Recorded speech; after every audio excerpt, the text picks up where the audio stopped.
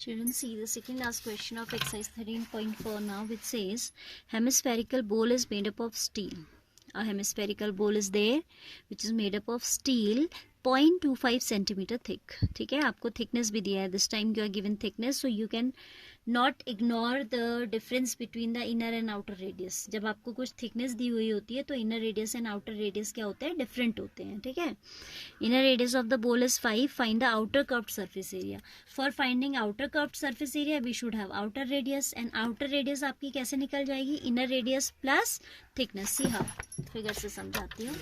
This is a hemispherical bowl in question number 8.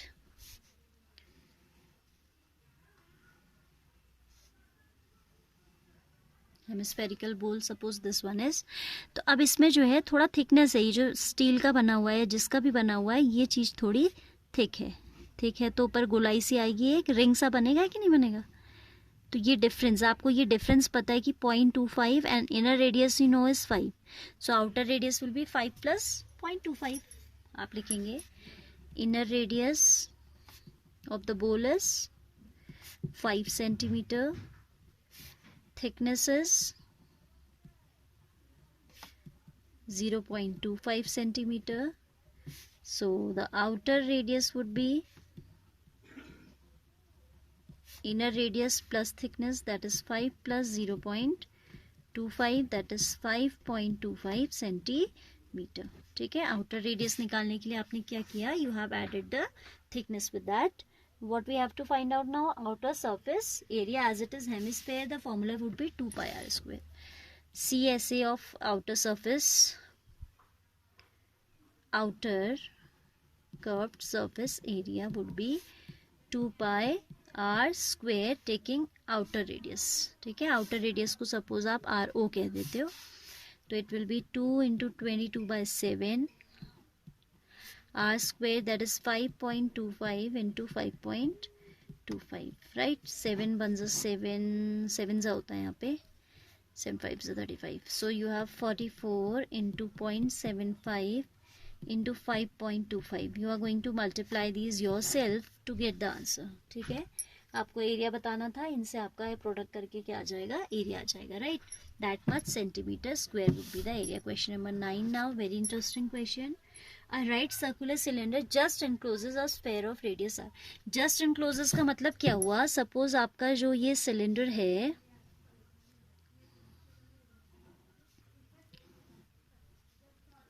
Then आपका इसके अंदर अगर एक स्फेयर है, तो just encloses means the sphere just get fit inside this. Neither it is lesser than that, smaller than that, nor it is greater than that. Exactly आप देख रहे हो कि फिट आ रहा है उसके अंदर. इवन इसकी जो हाइट है वो भी क्या होगी, जितनी सिलेंडर की हाइट है उतनी ही इसका ये वर्टिकल डायमीटर होगा. ठीक है, समझ रहे ना बात. जस्ट एनक्लोजेस मीन्स उसमें बिल्कुल सिलेंडर जो है उसको एनक्लोज कर रहा है, मतलब उसको टच करता हुआ बना है बस. ठीक है, neither a margin is there on the top nor on at the bottom. और यहाँ तो आपका देख ही रहे हैं आप, टच कर रहा है, फिगर दिया हुआ है वैसे.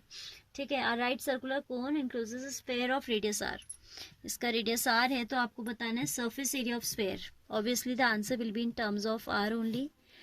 आप लिखेंगे radius of sphere equals to r. So surface area would be 4 pi r square. ठीक हो गया. सेकेंड पार्ट में आपसे कहता है C S A of cylinder. Cylinder का सी एस ए निकालने के लिए we should have radius as well as height. Radius तो हमारे पास है, बट हाइट का क्या करें, we don't have the height. But here in this question we are given the height indirectly. ठीक है, अभी क्वेश्चन क्लास में कराने में मजा आता है ना, बच्चे आंसर करते हैं, बट यहाँ पे तो थोड़ा प्रॉब्लम हो रहा है कि आंसर भी खुद ही देना पड़ रहा है. Anyhow we have to manage. This is radius and the vertical height would be the vertical diameter would be the height. You can see as the cylinder is just enclosing the sphere, so vertical diameter means 2r, that will be equal to the height of cylinder. You can see the figure is itself clearing this, that जो height है that would be equal to vertical diameter as it is just enclosing this. ठीक है, second part में आप लिखेंगे height for the cylinder. For the cylinder that will be 2r, so its CSA would be 2 pi r h, that is 2 into 22 by 7. पाई के terms में निकालिए answer, value रख के कोई फायदा ही नहीं है. into r into h is 2r. See, this 2 2s will become 4 pi r, that is pi r square, 4 pi r square. How this has come? क्या किया हमने, 2 pi r h में वैल्यू डाली, 2 pi from the formula itself, r is r, h की place पे आ गया 2r, then this 2 2 has become 4 pi r बन जाएगा r square. ठीक है, so this is 4 pi r square. Then it is asking ratio of the areas obtained in first and second. Ratio of areas obtained in first part and second part, that would be 4 pi r square upon 4 pi r square. Everything is getting cancelled, so we can say 1 upon 1 or we can say 1:1 will be the ratio. Fine, ये हो जाएगा आपका. So here we conclude exercise 13.4 also.